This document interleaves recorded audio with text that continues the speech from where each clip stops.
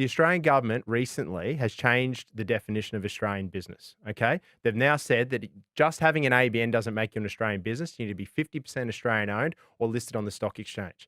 I'd like to see those settings pushed down into the state level. So with all procurement now, government procurement is actually prioritising Australian companies.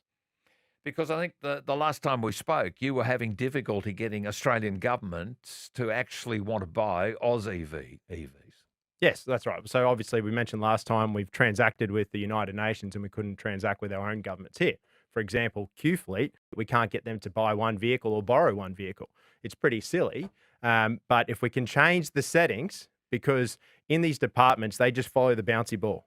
Okay. If we change the settings up top and says, does it have Australian component? Maybe they'll look outside and go, okay, let's give an Australian company a go. Because Australian companies do not need grants. What they need is purchase orders. Okay. And a purchase order is a pretty safe way to do business because you're not paying for it till you get the goods. But we can't get a purchase order because we don't fit in the system. Wow. I mean, that's pretty shocking in any possible way. I mean, Donald Trump talks about America first. We need an Australia first agenda, is what you're saying. Across the board, where there's nothing wrong with doing it. I'll tell you another thing. If you talk about the federal government, now I'm not talking about political sides here. I'm just talking about the departments. One of the biggest concerns they've had of prioritising Australian businesses, they're afraid to offend the World Trade Organization. Does that matter anymore? I hope not. No, but does it matter anymore?